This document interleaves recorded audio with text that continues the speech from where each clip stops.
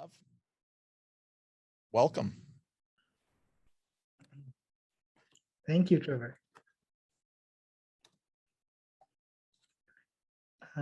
Yeah, it's so good to be here. Are you here, Trevor?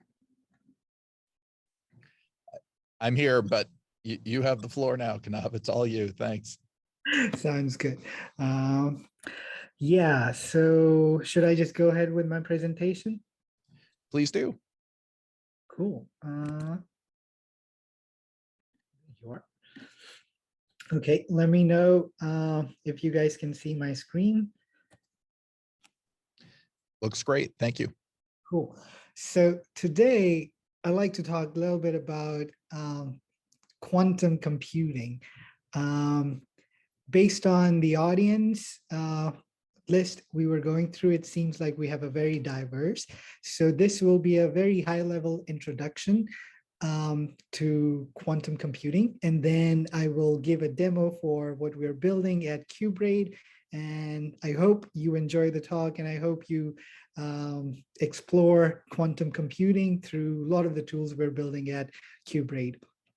So getting started, what is quantum computing? Quantum computing harnesses the power of quantum mechanics to perform computation. Now, moving forward, I'd like to introduce a couple of concepts that almost everyone should know about quantum computing. And these are sort of the buzzwords you will hear. And I think this is where I want to explain the meaning of each of those concepts, and hopefully you will have a little better understanding of quantum computing than, let's say, at popular level. So the first concept is that of a qubit. Now, qubit is a fundamental unit of quantum information, just the same way in the classical digital computers, you have bit, which is the fundamental unit of information. In quantum computing, a qubit is the fundamental unit. Just like the bit, it could be 0 or 1, but amazingly, a qubit could also be 0 and 1 at the same time. Now, what do I mean by 0 and 1 at the same time?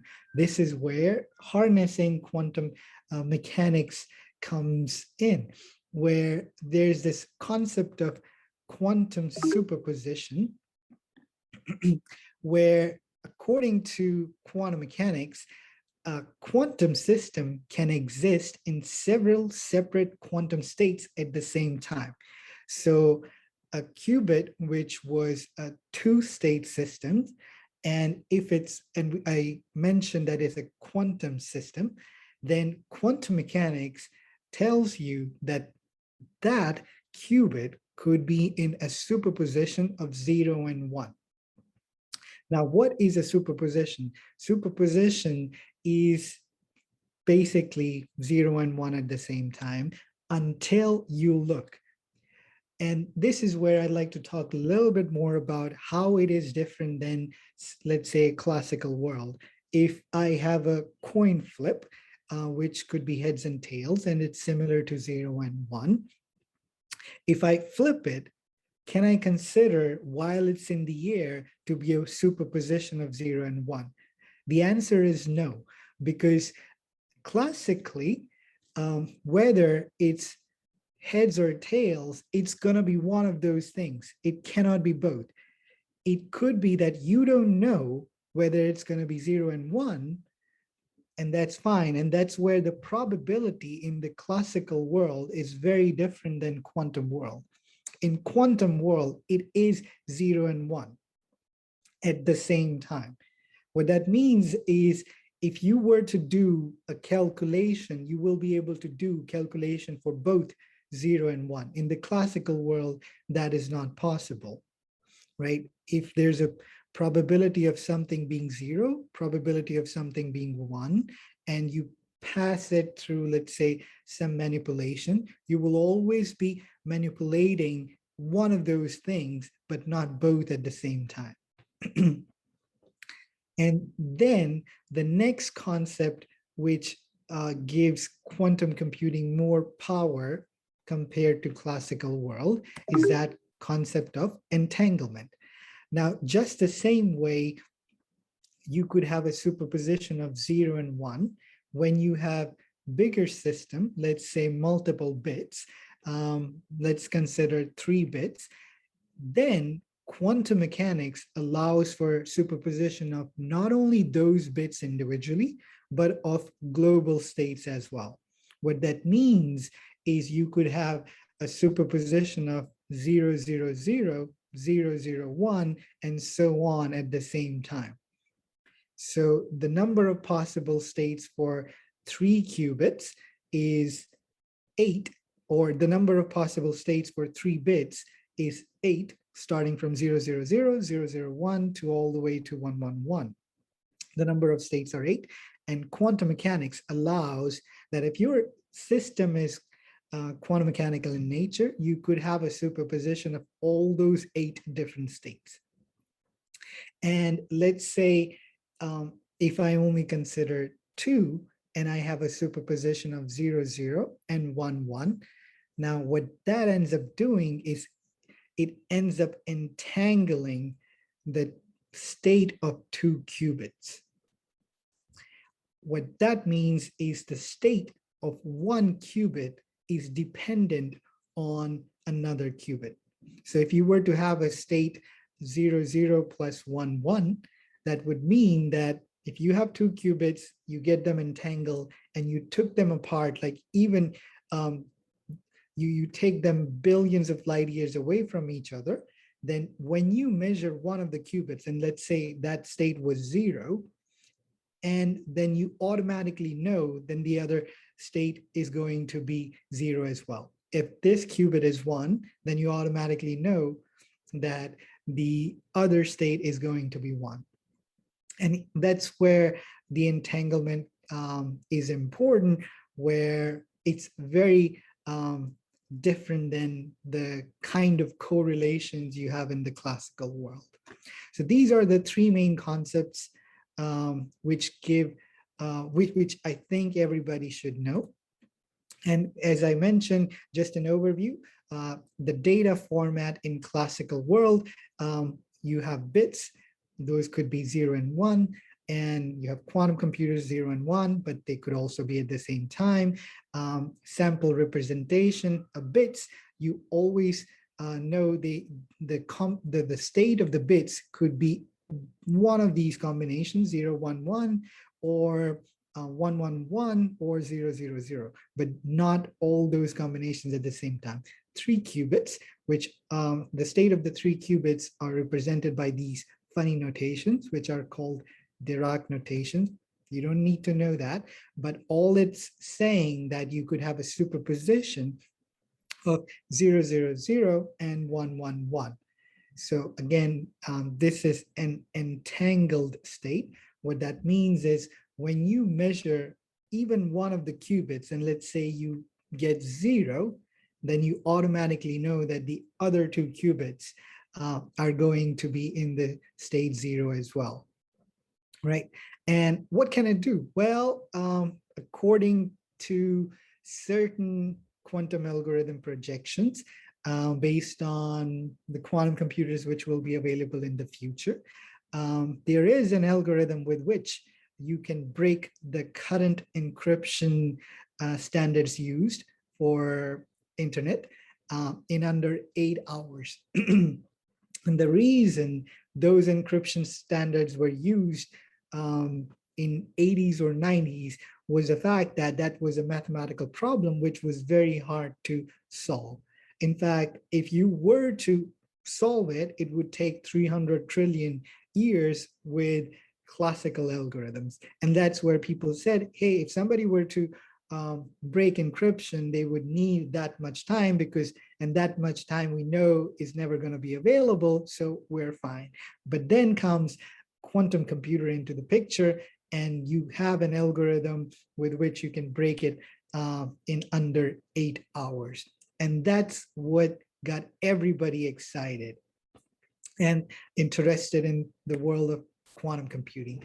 The applications, you have applications in the world of transportation where big giants like UPS and FedEx, they want to optimize their routes of their drivers delivering your essential packages. And that could be a really humongous task. Given how many routes there are, this is a very hard mathematical problem. And this is very, so those companies are very interested in solving these problems because that could save them a lot of money. And turns out quantum computers like the ones available at D-Wave could provide a decent speed up and could save these companies a lot of money. Another problem, drug discovery. Because your atoms and molecules are quantum mechanical systems, and when you try to simulate them using your classical computers, it is a very difficult problem. And that's where one of the ideas which led to the whole field of quantum computing was by Feynman. And he proposed that if you were to somehow come up with a strategy with which you could map your atoms and molecules to a quantum system, and that quantum system being quantum computer, then maybe you'll be able to solve those systems much more efficiently. And that turned out to be the case, where you could in fact simulate atoms and molecules much faster than you can on classical computer. And then you have cryptography, which Dr. Andrea Coladangelo will be speaking about today. There's a lot of applications. Quantum mechanics provides you encryption or security based on the fundamental laws of physics. So it's a fascinating area that could make your internet more secure. Then you have financial modeling. A lot of people are interested in optimizing their portfolio. Jiaju will be talking about this today, how you can do portfolio optimization using quantum computers much better than your classical computers. Then you have material research, quantum AI. These applications, again, some of the biggest ones, we hope to cover in the future conferences that we are planning. And again, why is this relevant? In 2019, Google published a landmark quantum supremacy result where they provably showed quantum advantage compared to a classical computer. So this is the state right now. It's been 2 years and there's always coming new results coming out, which are more promising than the ones that we saw. Just, I think 2 days ago, IonQ published a paper with financial firm where they did I think portfolio optimization and for their portfolio, which was much better than what can be done on classical computer. And a lot of the companies are understandably very interested in this technology, where you have Goldman Sachs, JP Morgan, who are already starting building their quantum groups. Then we have Pfizer, Merck, GSK, which are interested in developing better drugs using the technology. And Boeing, Samsung, Ford are also exploring for various optimization tasks which they encounter in their process flows. And this is where it's an exciting time to get started into the field.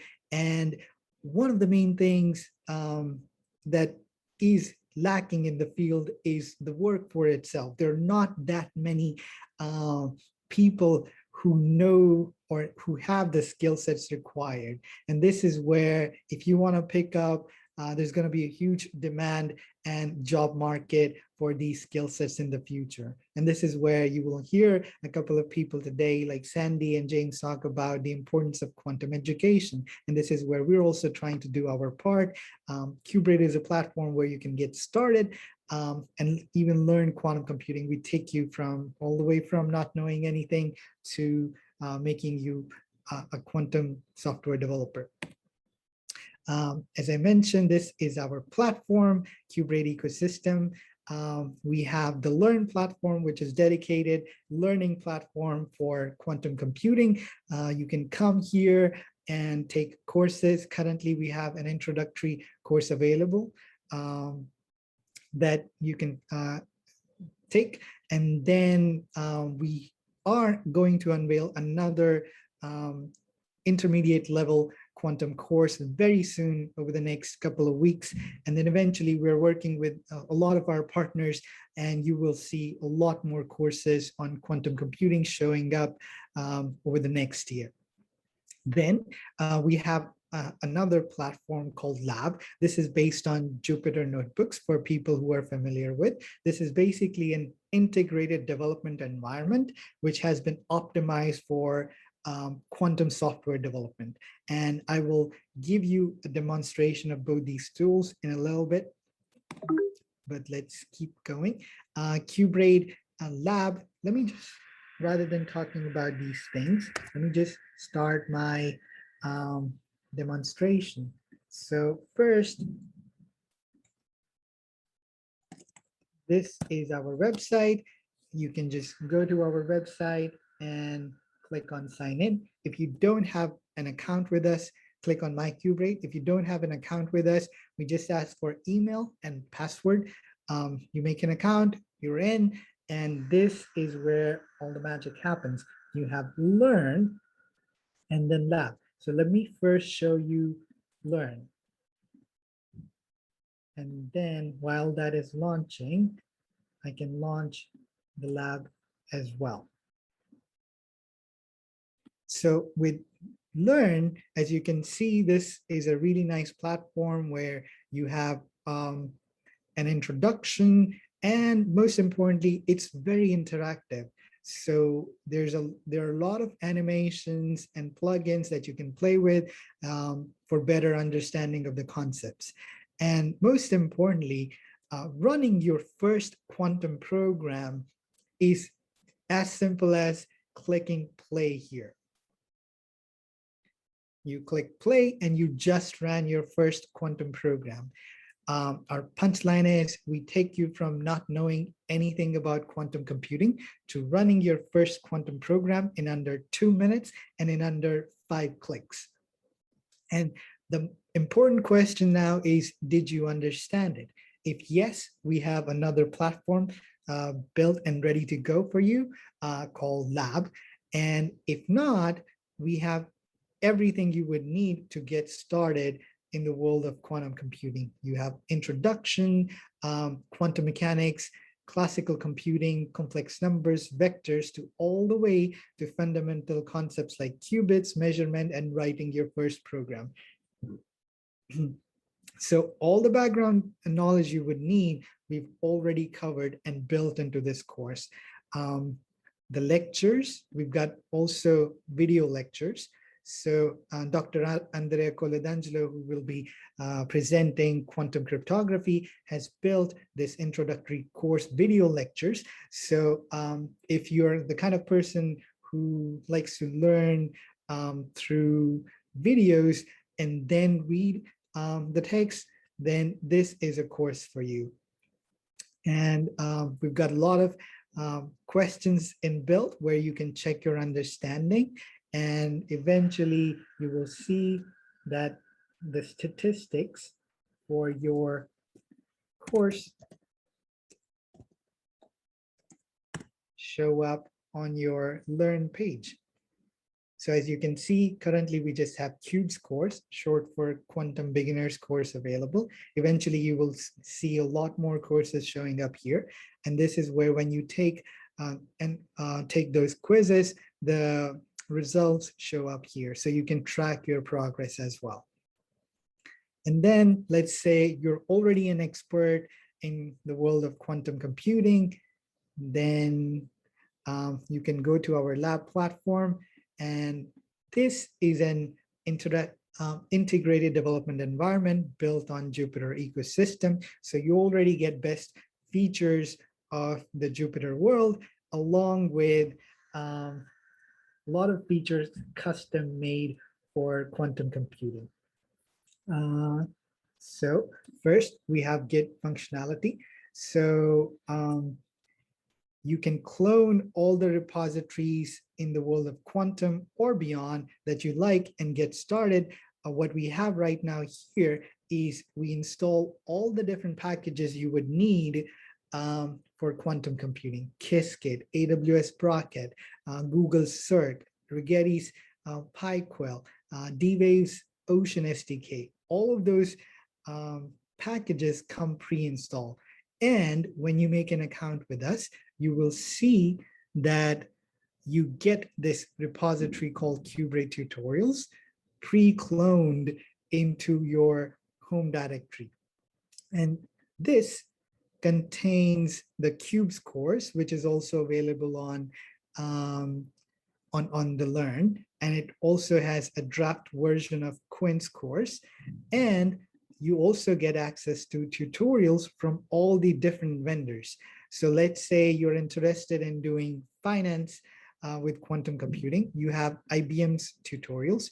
You can go to tutorials. Let's say you're interested in finance, open portfolio optimization, and you just press Shift Enter on this code block, and it imports everything. Let me see if whoops, it's gonna drop back. Yeah, so it goes through, and then I can run my calculation. Whoops.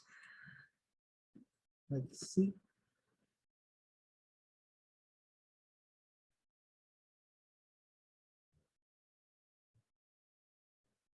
Random data provider. And yep, it goes through. Yeah, so there you have it. So basically with qBraid, you go from not knowing anything to playing with a portfolio optimization code for quantum computers really fast. And then you can plug in your data to see how it behaves and how it performs. But basically, we're saving you a ton of time where you would have to try and figure out what you need installed and where are all these tutorials located, get them on your local computer.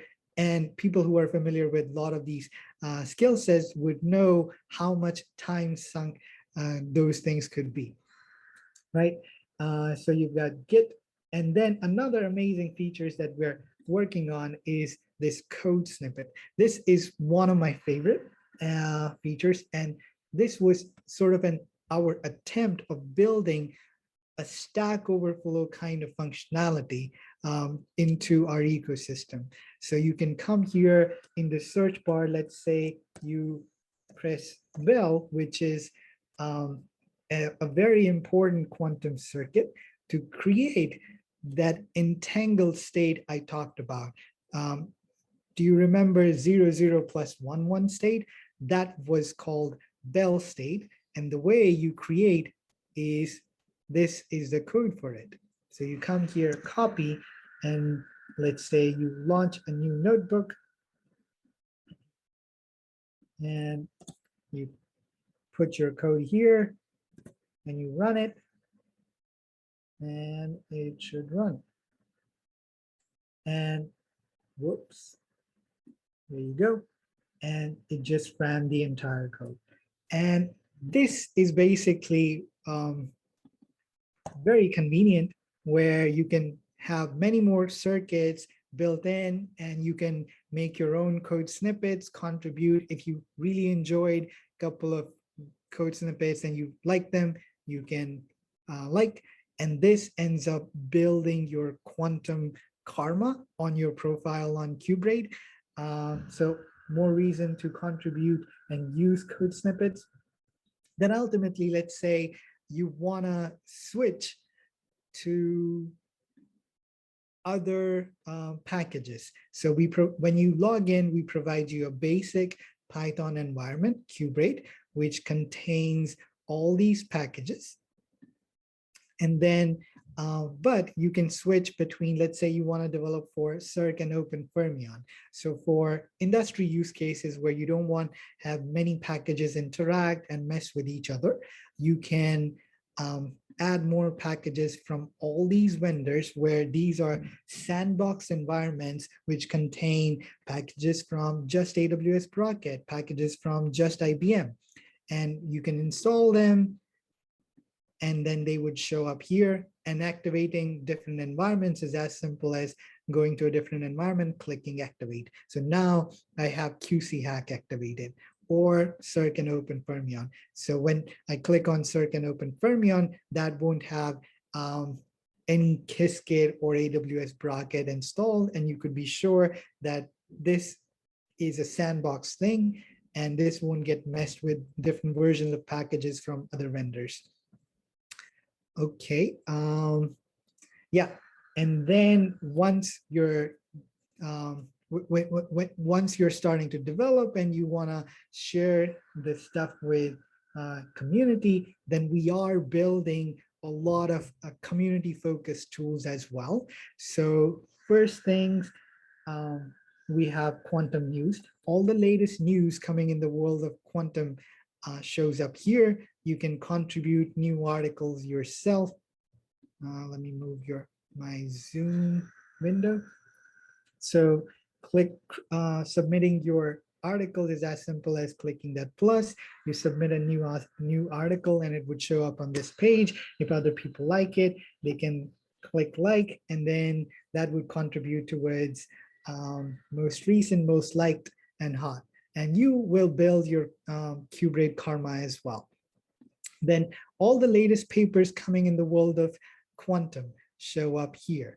So let's say you want to read this paper, click view, and it opens up the paper right here. So this is a paper on quantifying non-locality, how outperforming local quantum codes is expensive, just from last night. And you can read it straight from qBraid. So this is also a great place to explore new papers. Then we're also building blogs for you. So this is not active right now, but this will be this will show up on your accounts very soon. And the functionality we want to provide here is, let's say you have a notebook or work in the world of quantum computing that you want to share with the whole world, and you have a blog post for it. So this is the place to do it. And what's really amazing about this feature is when you publish your notebook, when people are reading your notebook or / blog post, they will actually be able to play with the code snippets in there.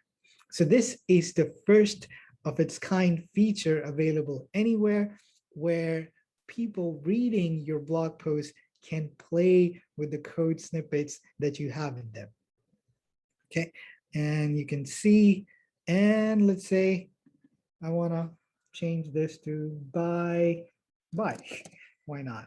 And then play. So, and the code changes accordingly. And this is actually Aloha Quantum World, which is hello world, but for quantum. We're very close on finishing up.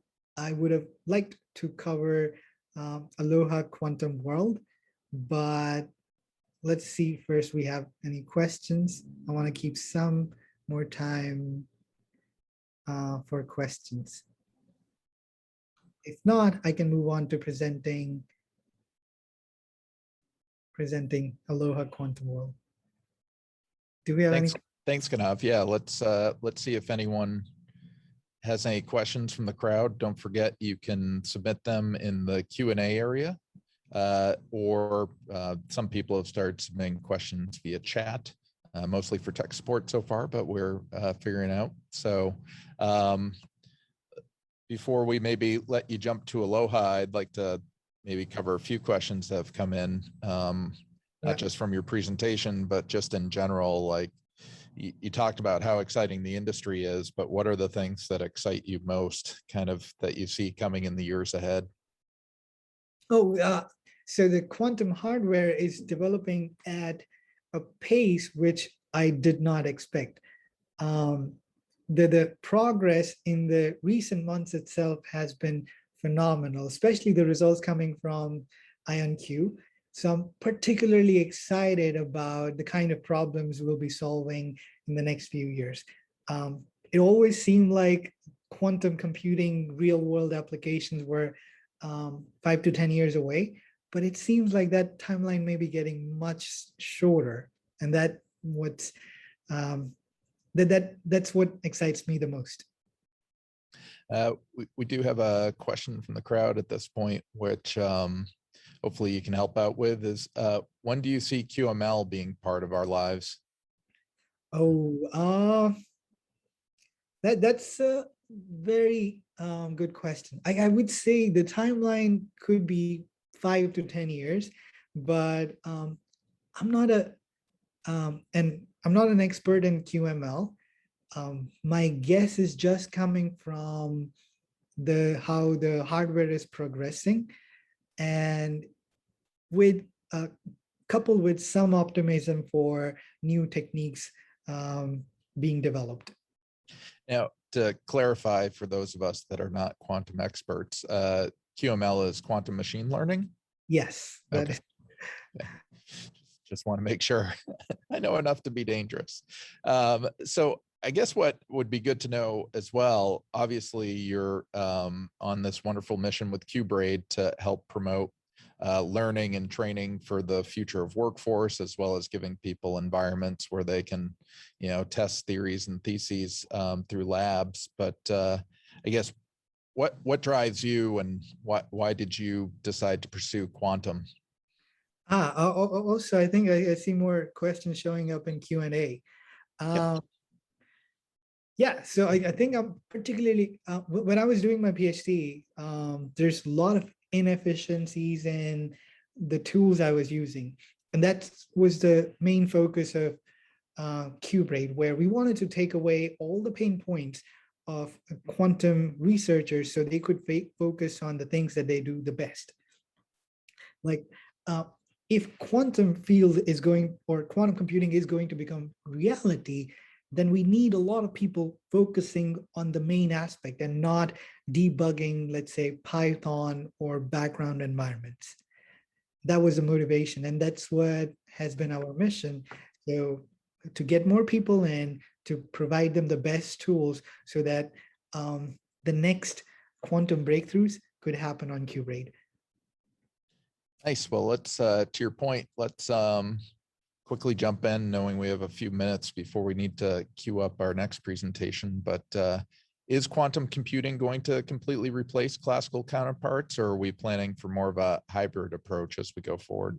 Yeah, it's going to be a hybrid approach for at least the next 5-10 years.